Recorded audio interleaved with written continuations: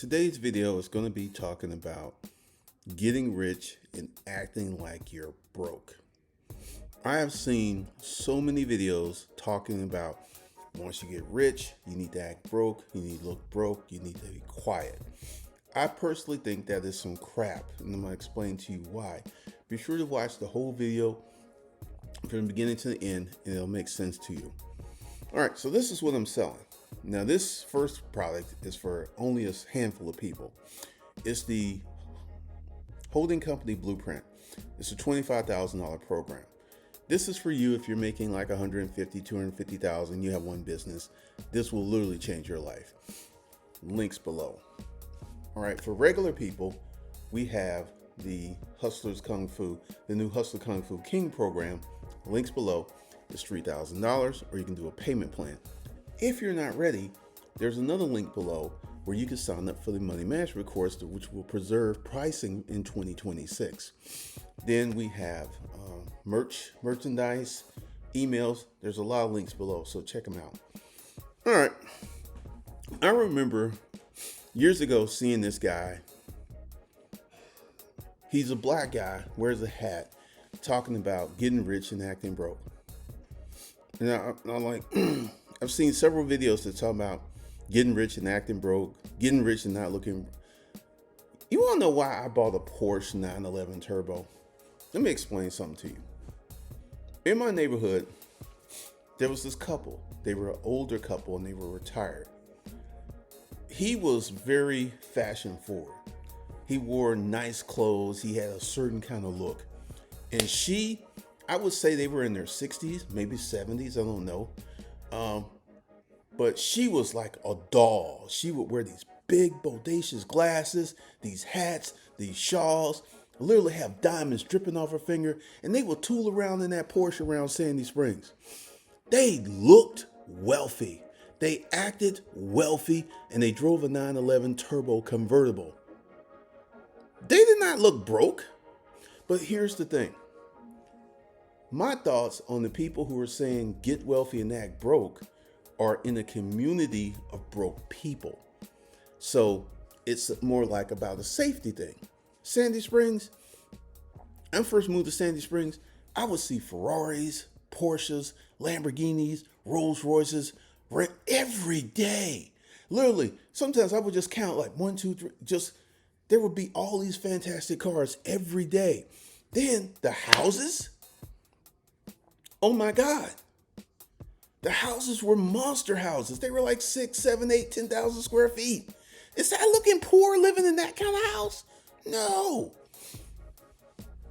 I think, and this is one of the reasons that I talked about the things I did, the things I bought, because I think this whole notion of, and it's a weird situation where there are people like, case in point, quarterback, Jalen Hurts. There was this article that this man makes $50 million a year. And there was this article online that he was living in a $220,000 house. Okay, let's go ahead and chop up Jalen's contract. All right, so he's getting heavy tax size. You know, we could say 22, 23 million is going straight to taxes. So, and there's agent and stuff. So Jalen's probably rocking out at 20 something million a year after expenses. 20 million a year. Why in hell are you going to live in a $220,000 house when you could literally buy a $5 million house the same year and have 15 million left over? That makes no sense.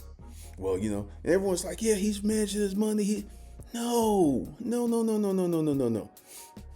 Living in Sandy Springs, I got to see a few metrics of rich people. And that I lived in Sandy Springs 2011, 12. I lived in Sandy Springs almost 14 years. I literally saw things like these little housing development, well, not housing developments, but older neighborhoods with these ranch houses. I literally saw people come in, buy the land, knock that house down, and build a mansion. There are certain parts of Sandy Spring that used to have those. They're all gone. People came in and they bought the land because the land was more important than the house. I saw that all day long.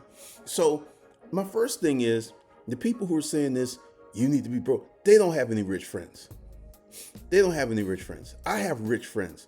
Last night I was talking to a friend at a Christmas party who made $5 million this year. I'm just sitting there like,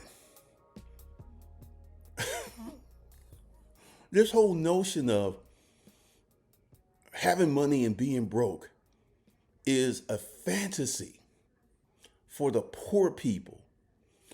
You see these things like this guy, he's worth like $2 billion, but he lives in a regular house. He drives a Ford F-150. He's a regular guy. That's bullshit you tell yourself to make yourself feel better about not being rich. I mean, seriously, I have seen video after video after video talking about this. Once you get rich, you need to be quiet. You need to be broke. I'm like, and then on my other channel, which got hacked, give it a few days, I'll get that back. But I did this thing, Rich Guy Energy. I don't go out of my way to say, hey, I have money. I just show up and people think I'm a business owner. Yes, I drive a Porsche. Yes, I have a certain kind of look. And I go places and people just think I have money. I don't scream. I got an Apple Watch. I went ahead and got the Apple Watch. This is the builder watch. I'm not wearing the Rolex anymore. And when I was wearing the Rolex, most folks didn't even know. It was like, that's a nice watch. And people were like, that's a really nice watch. They had no idea that was a $50,000 watch. I didn't know. Oh, yeah, by the way, I didn't tell them. So, this whole notion of acting broke when you have a lot of money is what I call poor folks fantasy. Poor folks fantasy, because it don't make no sense.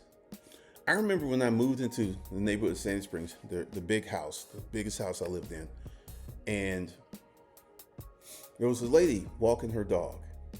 She was fashion forward. She was dressed. She looked really nice.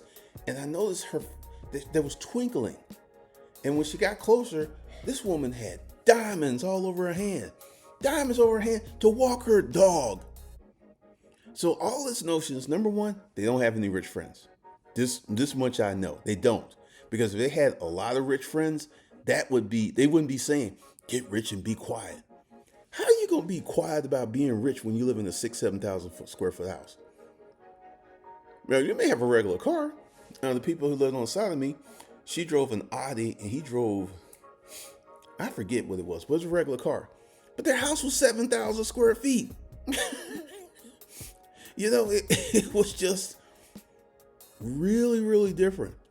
You got all these people out here talking about get rich and be quiet and don't show off and all this other stuff. I'm going to do a video on the main channel. I'll tell you a little bit. I was at a Christmas party last night. Great Christmas party. And I mentioned that I bought see, the crowd was different. The crowd was college educated professionals. There were people in that room, people at that party who made millions.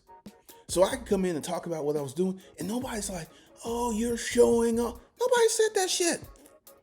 No one. Because they could do it if they wanted to. It's a class issue. When you have, I have friends who own factories. I have a friend who started a bank.